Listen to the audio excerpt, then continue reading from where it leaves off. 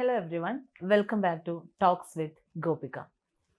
കഴിഞ്ഞ കുറച്ച് ക്ലാസ്സുകളിലായിട്ട് നമ്മൾ ഡിസ്കസ് ചെയ്ത് വന്നത് ഇംഗ്ലീഷ് ഭാഷയിലുള്ള കുറച്ച് ബേസിക് ആയിട്ടുള്ള കാര്യങ്ങളാണ്. ഇംഗ്ലീഷിലെ കുറച്ച് ബേസിക് കാര്യങ്ങൾ നമ്മൾ പഠിച്ചു ആൻഡ് അത് നിങ്ങളെല്ലാവരും പ്രാക്ടീസ് ചെയ്തിട്ടുണ്ടായിരിക്കുമല്ലോ അല്ലേ. ഇപ്പോഴും ചിലർക്കൊക്കെ ഉള്ളൊരു സംശയം എന്ന് പറയുന്നത് എങ്ങനെ ഈസി ആയിട്ട് ഇംഗ്ലീഷ് സംസാരിക്കാം എന്നുള്ളതാണ്. സോ ഇന്നത്തെ സെഷനിൽ നമ്മൾ ഇൻക്ലൂഡ് ചെയ്തിട്ടുള്ളത് ഈസി ആയിട്ട് ഇംഗ്ലീഷ് സംസാരിക്കാനുള്ള കുറച്ച് ടിപ്സ് ആണ്. Okay, tips to learn English എന്നുള്ളതാണ് ഇന്നത്തെ നമ്മുടെ ക്ലാസ്. So welcome back. Communicative English പഠിപ്പിക്കുന്ന സമയത്ത് എൻ്റെ പല സ്റ്റുഡൻസും എൻ്റെ അടുത്ത് പറയുന്ന റീസൺസ് ആണ്, ഇംഗ്ലീഷ് അറിയില്ല എന്നുള്ളതിനുള്ള റീസൺസ് ആണ്. ഞാൻ ഗവൺമെൻറ് സ്കൂളിലാണ് പഠിച്ചത്, സാധാ മലയാളം മീഡിയം സ്കൂളായിരുന്നു, മലയാളം ക്ലാസ്സസ് ആണ് അറ്റൻഡ് ചെയ്തത്, അതുകൊണ്ട് തന്നെ എനിക്ക് ഇംഗ്ലീഷ് അറിയില്ല എന്നുള്ള രീതിയിൽ. ആക്ച്വലി ഞാനും പഠിച്ചിട്ടുള്ളത് സാധാ ഗവൺമെൻറ് മലയാളം മീഡിയം സ്കൂളിൽ തന്നെയാണ്. പക്ഷെ ഞാൻ ഇംഗ്ലീഷ് സംസാരിക്കുന്നുണ്ട് എന്നുണ്ടെങ്കിൽ ബാക്കി എല്ലാവർക്കും സാധിക്കും.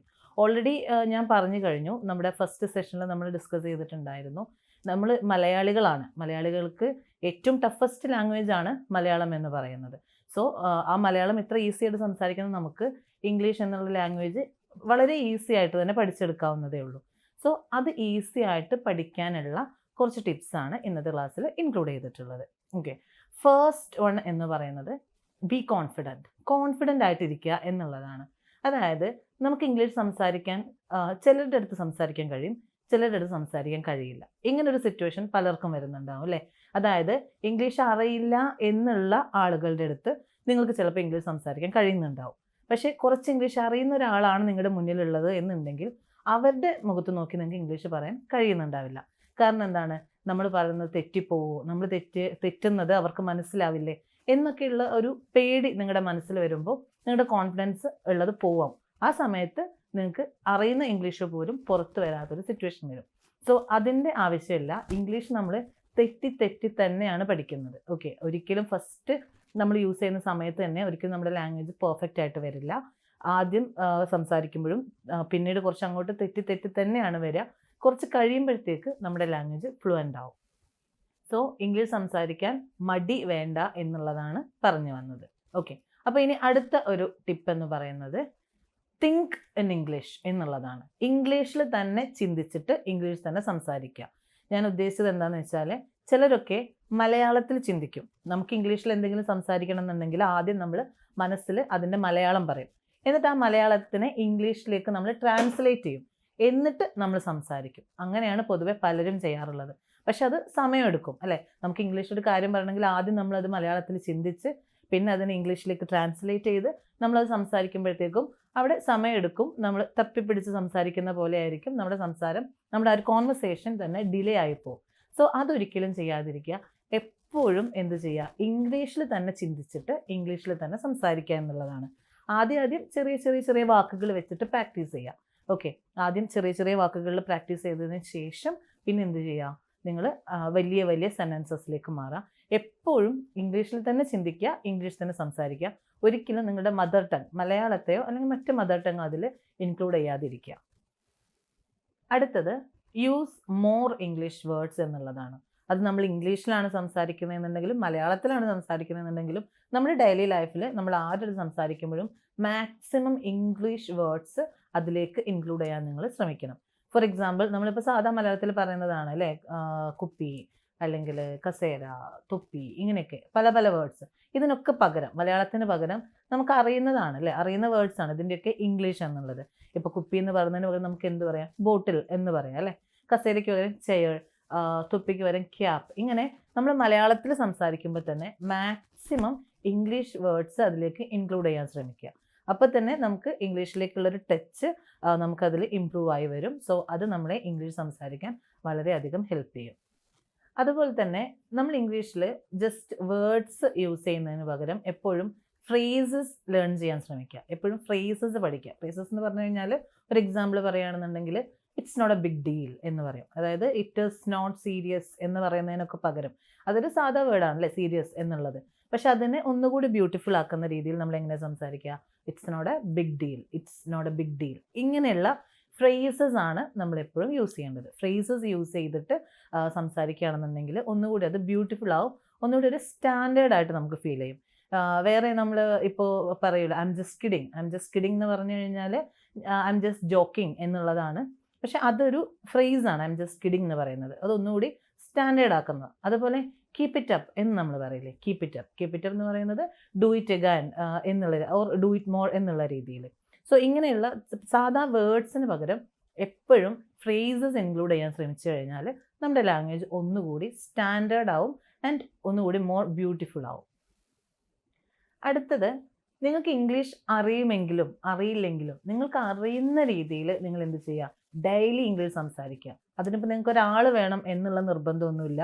നിങ്ങൾക്ക് ജസ്റ്റ് ഒരു കണ്ണാടിയിൽ നോക്കിയിട്ട്, മിററിൽ നോക്കിയിട്ട് നിങ്ങൾക്ക് തനിയെ സംസാരിക്കാം. ഓക്കെ, ഇംഗ്ലീഷിൽ ഡെയിലി നിങ്ങൾ എന്തായാലും നിർബന്ധമായിട്ടും സംസാരിച്ചിരിക്കണം.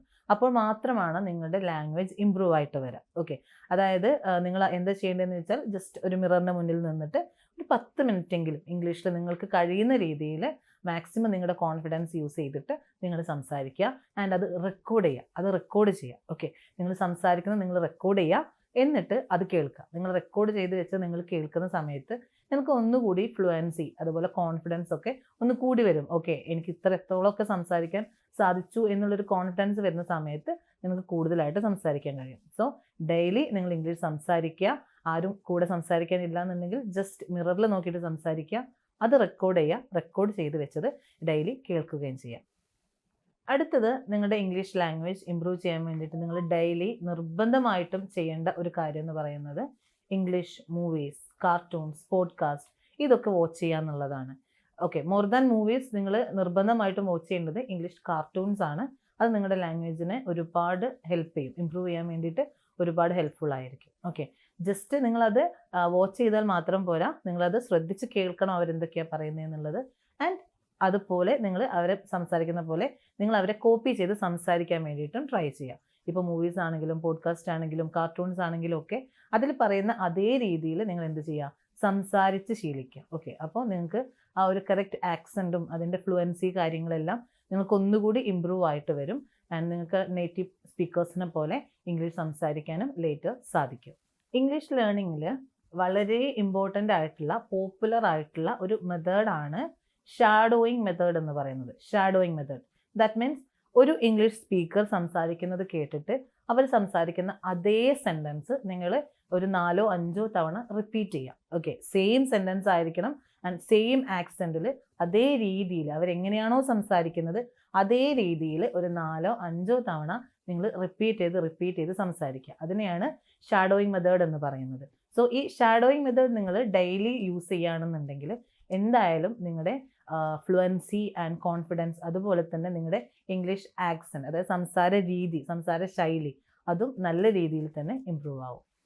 അടുത്തതായിട്ട് ഇംഗ്ലീഷ് ലേണിങ്ങിന് നിങ്ങളെ ഹെൽപ്പ് ചെയ്യുന്ന ഒരു ടിപ്പാണ് കീപ്പ് എ വൊക്കാബുലറി ഡയറി എന്നുള്ളത്. വൊക്കാബുലറി ഡയറി മീൻസ് വൊക്കാബുലറി നമ്മൾ ഓൾറെഡി ഫസ്റ്റ് സെഷനിൽ പഠിച്ചതാണ് അല്ലേ, ഇംഗ്ലീഷിലുള്ള വാക്കുകളുടെ ഇമ്പോർട്ടൻസ്, വൊക്കാബുലറിയുടെ ഇമ്പോർട്ടൻസ് നമുക്കറിയാം. നമുക്ക് കുറച്ചധികം ഇംഗ്ലീഷ് വേർഡ്സ് അറിയെങ്കിൽ മാത്രമേ ഉള്ളൂ നമുക്ക് ഇംഗ്ലീഷിൽ ഫ്ലുവൻ്റ് ആയിട്ട് നോൺ സ്റ്റോപ്പ് ആയിട്ട് സംസാരിക്കാൻ സാധിക്കുക.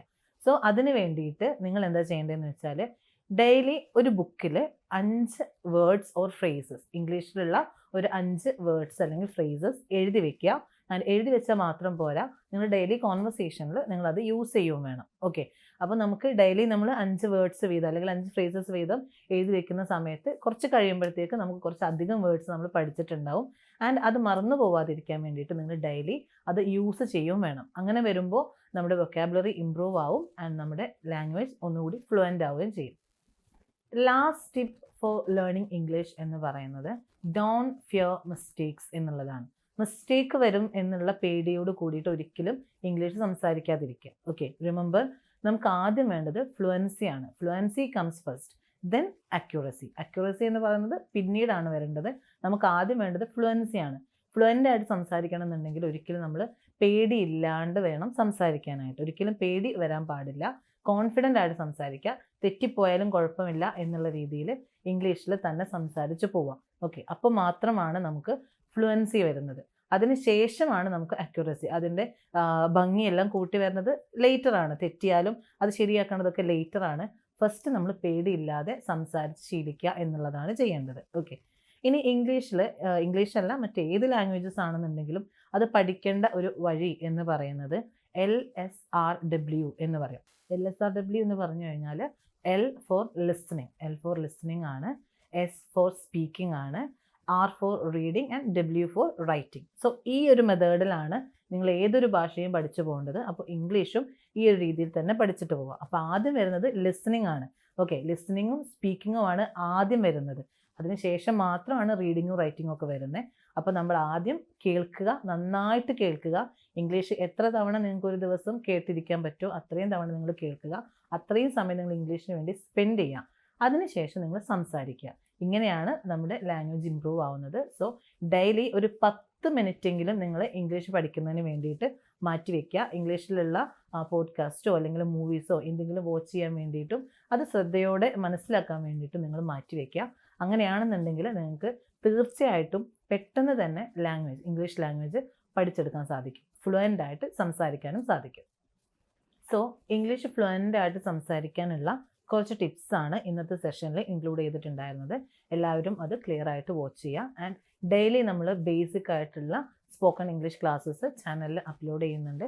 ഒന്നും മിസ് ചെയ്യാണ്ടിരിക്കുക. എല്ലാ ക്ലാസ്സസും കൃത്യമായിട്ട് തന്നെ കാണുകയും ഞാൻ ഇന്ന് പറഞ്ഞിട്ടുള്ള ടിപ്സ് എല്ലാം ഫോളോ ചെയ്യുകയാണെങ്കിൽ നിങ്ങൾക്ക് തീർച്ചയായും വിതിൻ 1 മന്ത് തന്നെ നിങ്ങളുടെ ലാംഗ്വേജിൽ നല്ല ഇമ്പ്രൂവ്മെൻറ്റ് കാണാൻ സാധിക്കും. So don't forget to subscribe my channel and enable the bell icon. Thank you so much.